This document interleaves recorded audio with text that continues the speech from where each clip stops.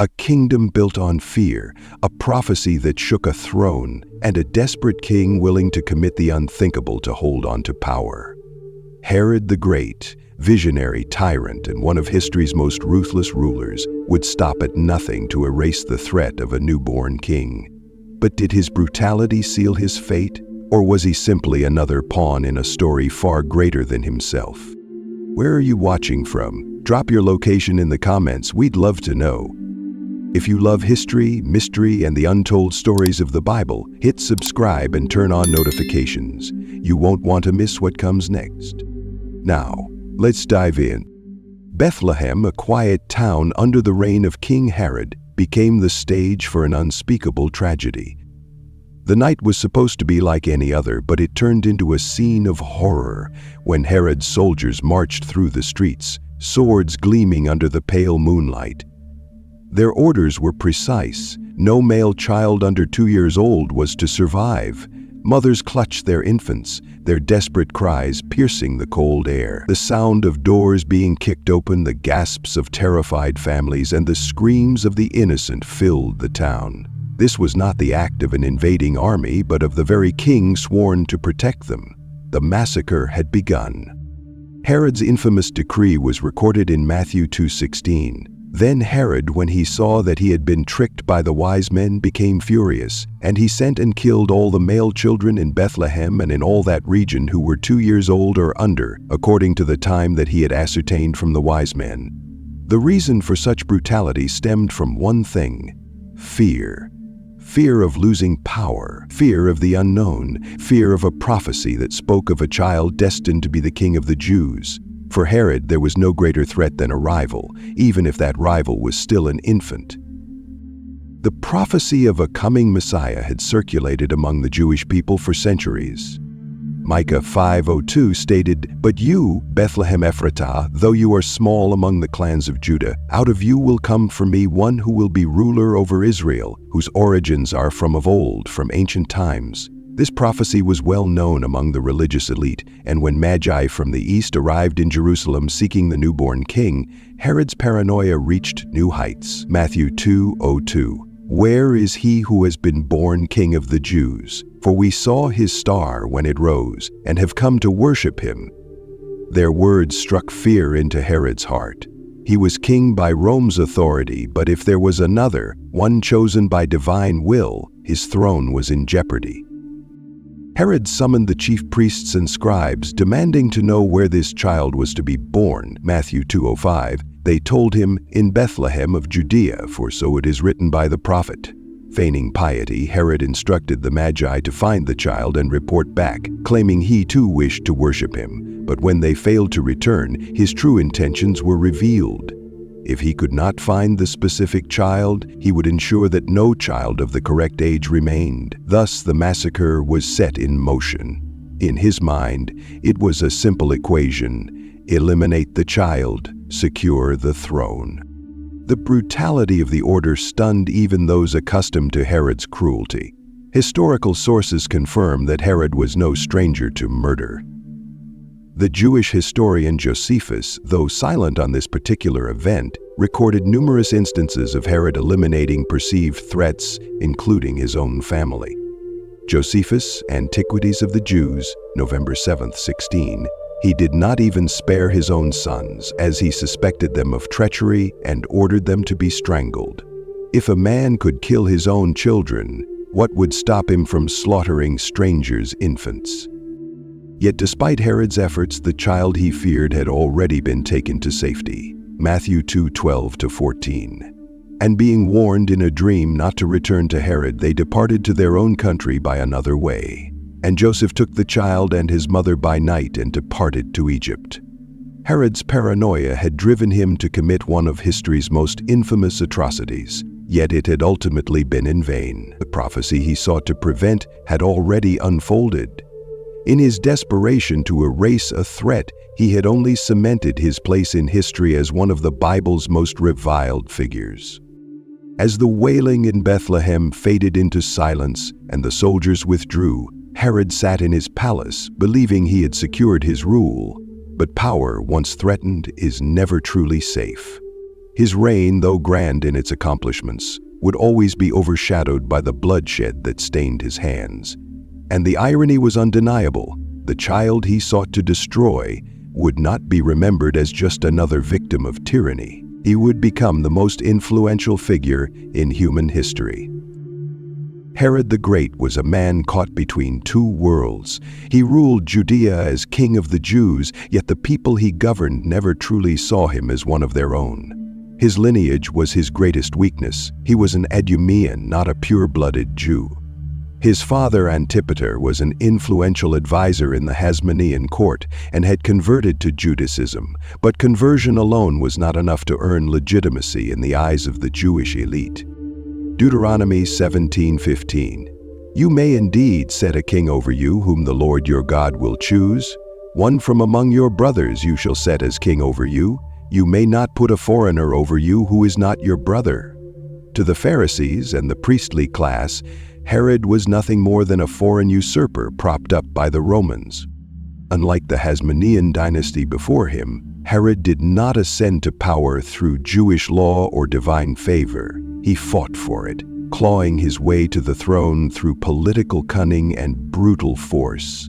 His father had aligned with Julius Caesar, gaining favor with Rome, and Herod himself had secured his rule by forging an alliance with Mark Antony. When the Parthians invaded Jerusalem in 40 BC and installed a rival king, Herod fled. Josephus recorded that Herod, desperate to reclaim his rule, braved a dangerous sea voyage in the dead of winter, arriving in Rome drenched and exhausted. His determination impressed the Senate, which granted him the title King of Judea and pledged military support for his reconquest. Despite Rome's backing, Herod's return to Judea was not met with celebration. His rule began with a bloodbath. It took 3 years of war before he finally seized Jerusalem in 37 BC, and when he did, he executed 45 of the city's leading nobles who had opposed him. Josephus' Antiquities of the Jews, January 2, 15, he was more cruel than the worst tyrants of the past, shedding blood even where there was no cause for it. His rule was cemented in violence, a stark contrast to the ideals of a Davidic king, who was supposed to lead with justice and righteousness. 2 Samuel 23:03, Ezra, the God of Israel said, "The Rock of Israel spoke to me. When one rules justly over men, ruling in the fear of God, he dawns on them like the morning light." But Herod did not rule in the fear of God. He ruled in the fear of losing power. Herod knew his throne was fragile. To secure his legitimacy, he married Mariamne, a princess from the Hasmonean dynasty, hoping that their union would appease the Jewish aristocracy. But rather than bridging the gap between himself and the people, the marriage only fueled further resentment. The Hasmoneans despised him for overthrowing their rule, and Herod's own paranoia turned the relationship into a tragedy. Josephus details how Herod became increasingly suspicious of Mariamne, believing she plotted against him. Eventually, in a fit of jealousy and fear, he ordered her execution. His love for her had turned into fear of betrayal, and his fear became murder.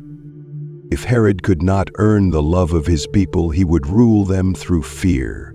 His spies infiltrated every level of society, reporting any whispers of dissent. He created a vast network of informants, ensuring that conspiracies were crushed before they could take root.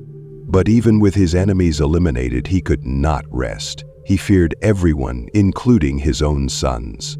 In an infamous act of brutality, he had his 2 eldest sons, Alexander and Aristobulus, strangled to death after suspecting them of plotting against him. His own household was not immune to his wrath. Suetonius, Life of Augustus 2.4, "It is better to be Herod's pig than his son." The irony was clear. Herod, though a Jew by conversion, followed Jewish dietary laws, refusing to eat pork, yet he had no qualms about killing his own blood. Though the Jewish people despised Herod, Rome saw him as an indispensable ally. He was a ruler who got things done, who could maintain order in a turbulent region. While Judea had always been a source of instability, Herod had transformed it into a Roman stronghold, a model of economic prosperity and military control. He built roads, harbors, and fortresses, making the land more connected than ever before. Yet no matter how much he accomplished, one fact remained unchanged. He was still not one of them. He could build temples, fund religious festivals, and follow Jewish customs, but he would never be regarded as the rightful king. The Pharisees, who held great influence over Jewish society, never ceased to challenge his rule. They saw him as an impure king, a puppet of Rome, and a tyrant who had no place in leading the people of God. Josephus, Antiquities of the Jews, February 4th, 17. They hate him for his cruelty, but fear him for his power. To them, a true king of Israel could only come from the line of David. 2 Samuel 7:16. And your house and your kingdom shall be made sure forever before me. Your throne shall be established forever. Herod knew he could never change his lineage, but he could ensure that no one else threatened his position. His rule was a paradox. He had wealth, military strength, and Roman approval, yet he was still an outsider in his own kingdom. He had built a dynasty, but he had also killed his heirs. He was called King of the Jews, yet he feared that title would be taken from him by a mere child. The irony was unmistakable. The very title he clung to so desperately was the one that would define his downfall. The Jewish people awaited a Messiah, a king who would truly deliver them, and Herod, for all his power, knew he could never be that king. That knowledge haunted him until his final days. Herod's paranoia only grew worse with time. Every whisper of rebellion, every rumor of opposition sent him into a frenzy. His rule had begun in blood, and it would end the same way. As he aged, his insecurity transformed into madness, setting the stage for the most infamous act of his reign, the massacre of Bethlehem's children. The irony of his legacy was already taking shape. He had fought his entire life to be remembered as the great king of Judea, a ruler of power and vision. But history would remember him not for his achievements, but for his cruelty. His struggle for legitimacy was in vain. The Jewish people still longed for a king of their own, one from the line of David, one who would rule in righteousness. And despite all his efforts, the one who would claim the title of King of the Jews was already alive, growing in obscurity. The true king had been spared from his grasp. His name would be remembered, not for the power he wielded, but for the salvation he would bring. Herod, despite his efforts, could not stop what was foretold. The king he feared was coming, and there was nothing he could do to prevent it. Herod was not merely a tyrant, he was also one of the greatest builders of the ancient world. His reign, though marked by cruelty, transformed Judea into a province of immense economic and architectural significance. His vision extended far beyond mere survival. He wanted to leave behind a legacy that would rival the greatest rulers of history. Through sheer force of will, he reshaped the landscape, erecting some of the most magnificent structures ever built in the region. His ability to construct grand monuments reflected not just his ambition, but his desperate attempt to be remembered as more than a foreign usurper. One of Herod's most celebrated achievements was his expansion of the Second Temple in Jerusalem, a project so grand that even his harshest critics could not deny its magnificence. The original temple, built by Zerubbabel centuries earlier, was modest compared to Solomon's temple, and Herod saw an opportunity to win favor among the Jewish people. He spared no expense, employing thousands of laborers and using the finest materials: white, limestone, gold-plated doors, and massive colonnades. Talmud, Baba Vatra 4a.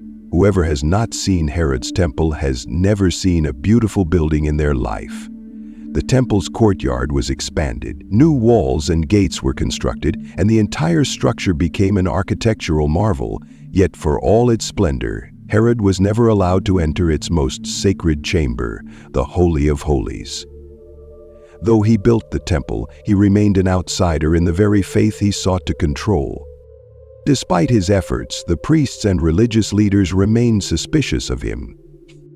Josephus, Antiquities of the Jews, November 4th, 15. They flatter him to his face, but in their hearts they do not trust him. He had given them a temple, but he had also aligned himself with Rome.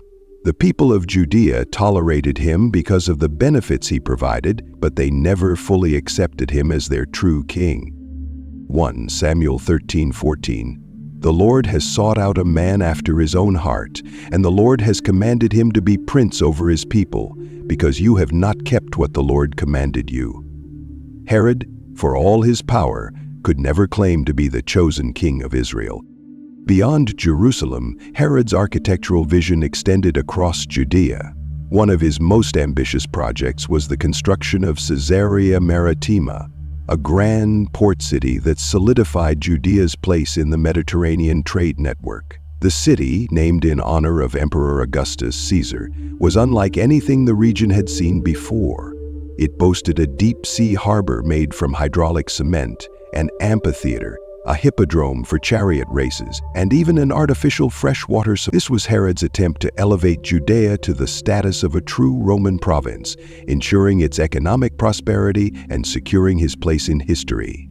But the irony was clear. While Jerusalem's temple stood as a monument to Jewish tradition, Caesarea was a symbol of Roman dominance. Herod's ingenuity as a builder was matched by his brilliance in military strategy. He fortified Judea with a series of strongholds, the most famous being Masada. Perched atop a rocky plateau overlooking the Dead Sea, Masada was a nearly impenetrable fortress, complete with storage houses, cisterns, and a palace complex. It served as Herod's last line of defense in the event of an uprising. Though he never had to use it himself, Masada would later become the site of one of history's most dramatic last stands, when Jewish rebels, refusing to surrender to Rome, chose death over captivity. His most personal and extravagant project was Herodium, a fortress place built on an artificial mountain in the Judean desert. It was here that he planned to be buried, ensuring that his name would live on long after his death. The structure was a testament to his unparalleled ambition, a luxurious retreat with Roman-style baths, grand halls, and an immense garden.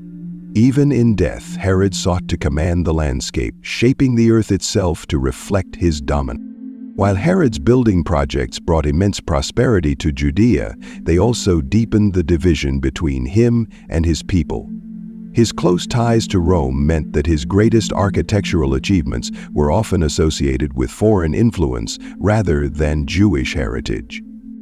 Josephus, Wars of the Jews 1.210.1. The people marvel at his works, yet they curse his name in secret. His reign represented a paradox. He had given Judea economic stability, yet his rule was sustained by terror and oppression. Despite all his efforts to win legitimacy through construction and development, Herod's paranoia only increased as he aged.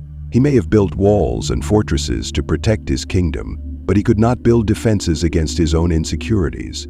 The more he accomplished, the more he feared that his throne would be taken from him.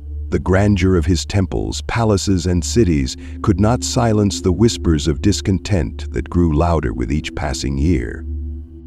As the years went on, Herod's building projects became overshadowed by his increasing brutality. Even as he constructed monuments meant to secure his legacy, he was tearing apart his own family in fits of paranoia. Proverbs 11:29, "He who troubles his own house will inherit the wind, and the fool will be servant to the wise of heart." His life had become a contradiction. He was creating a future for Judea while simultaneously ensuring that his own dynasty would be filled with bloodshed and instability. The ultimate irony of Herod's reign was that, despite his efforts to secure power through construction and fear, his greatest enemy was not a foreign invader or a rival king. It was a child, born in obscurity, whose coming had been foretold by prophets centuries before. The temple he built would one day stand as the backdrop for the teachings of this very child, and within a generation, the Roman Empire whom Herod had served so faithfully would reduce it to rubble. His buildings might stand for a time, but his throne was never truly secure. Herod had tried to shape history with stone and mortar, but history would remember him not for what he built, but for the lives he destroyed. His greatest fear had already begun to take form. Somewhere, hidden from his grasp, the true king of the Jews was growing up. His power, his wealth, and his grand cities would not be able to stop the will of God. The child he had sought to kill would one day be the one to define his legacy, not through war or politics, but through the message that would spread far beyond Judea to the ends of the earth. The order was given. Bethlehem, a town of little significance to the mighty Herod, became the site of one of history's most infamous acts. The king's paranoia had reached its peak, and he would not allow even the possibility of a rival to his throne. Matthew 2:16. Then Herod, when he saw that he had been tricked by the wise men, became furious, and he sent and killed all the male children in Bethlehem and in all that region who were 2 years old or under. But did this event truly happen, or was it a later addition to vilify an already cruel ruler? The question of whether Herod actually ordered the slaughter of infants remains one of the most debated aspects of his legacy. From a historical standpoint, there is no direct record of the massacre outside of the Gospel of Matthew. The Jewish historian Flavius Josephus, whose extensive works document Herod's rule in great detail, does not mention the event.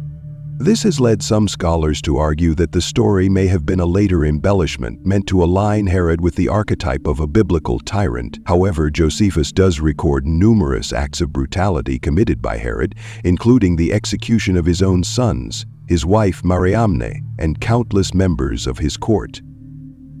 If a man could murder his own bloodline without hesitation, is it so implausible that he would eliminate a group of nameless infants to protect his throne?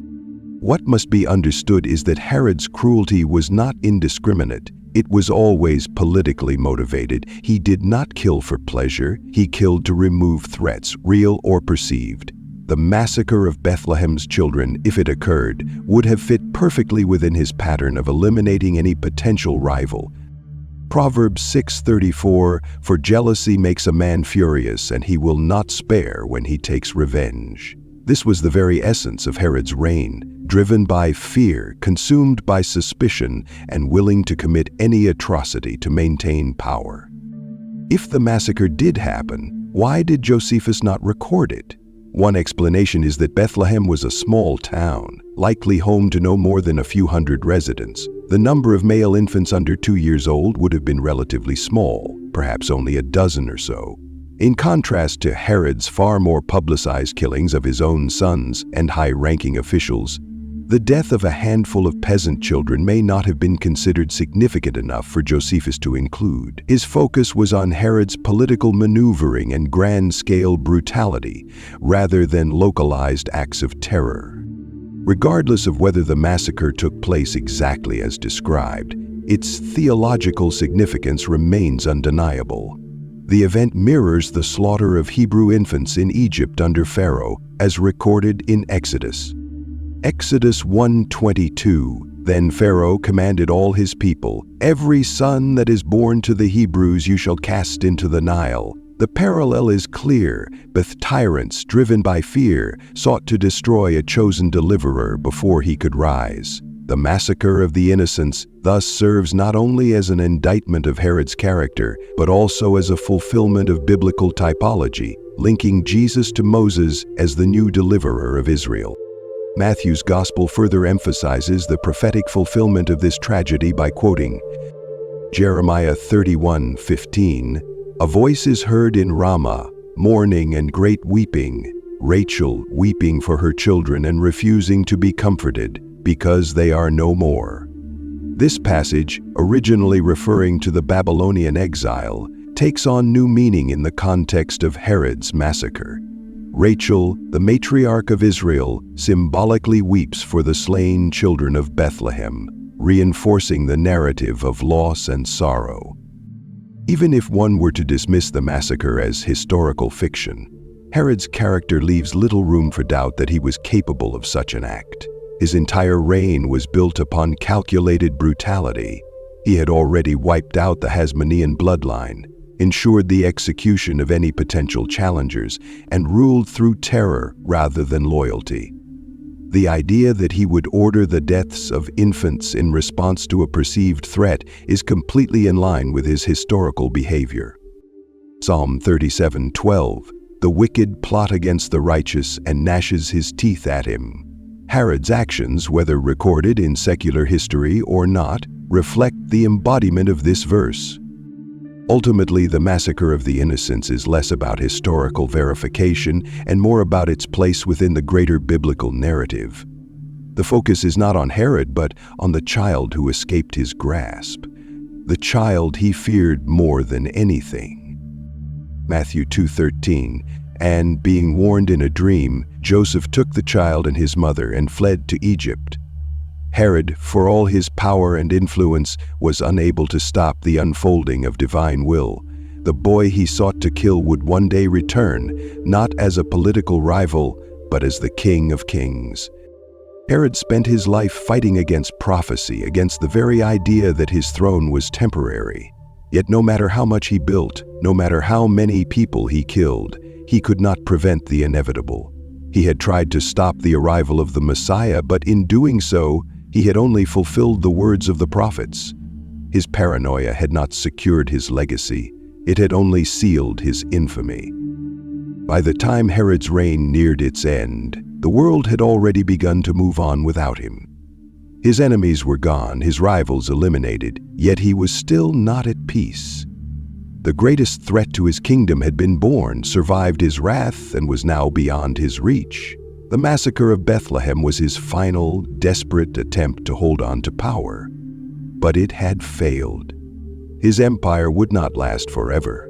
Psalm 22:28, "For the kingdom is the Lord's and he rules over the nations." And Herod, despite all his efforts, was nothing more than a footnote in a much greater story. As the cries of Bethlehem's mothers faded into history, the true King of the Jews was already growing in silence, far from Herod's grasp. The king who had ordered death now faced his own mortality, and for the first time in his life, there was no enemy left to destroy, only the slow, inevitable decay of his own body and mind. Herod had built a kingdom of stone, but history would remember him for the blood he spilled, rather than the monuments he erected. And no matter how much he tried to shape his own destiny, the prophecy he had fought so hard to suppress was still coming true. Herod's later years were plagued by paranoia and brutality. He saw enemies everywhere, including within his own family.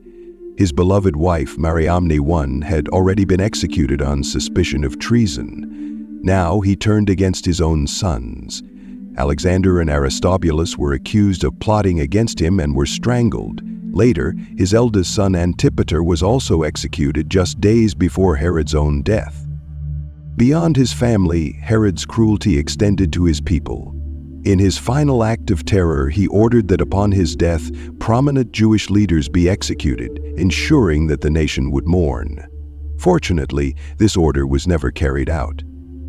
His body, like his mind, deteriorated. Josephus describes his illness in gruesome detail.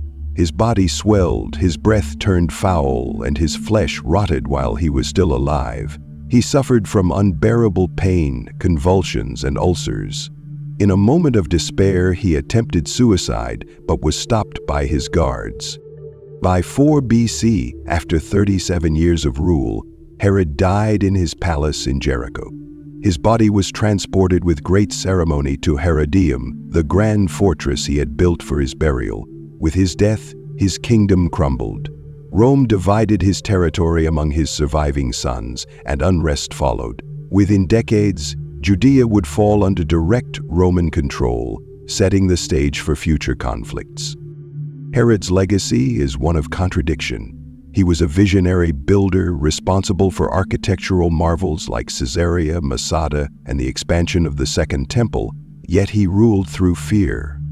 His name is forever tied to the massacre of the innocents, the biblical event in which he allegedly ordered the killing of infants in Bethlehem to eliminate the prophesied Messiah. Whether this massacre happened as described remains debated, but it solidified Herod's image as a ruthless tyrant. He sought to erase a prophecy, yet his own name is remembered only because of the child he sought to destroy. His kingdom faded, his rule ended in agony, and history remembers him not as Herod the Great, but as the paranoid king who lived in fear of a baby in a manger.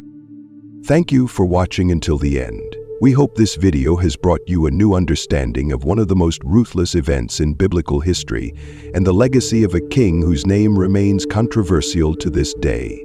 If you found this story eye-opening, hit the subscribe button and turn on notifications. There's so much more to uncover. Herod the Great, visionary ruler or bloodthirsty tyrant? His reign was marked by ambition, brutality, and paranoia. He built an empire but left behind a legacy of fear.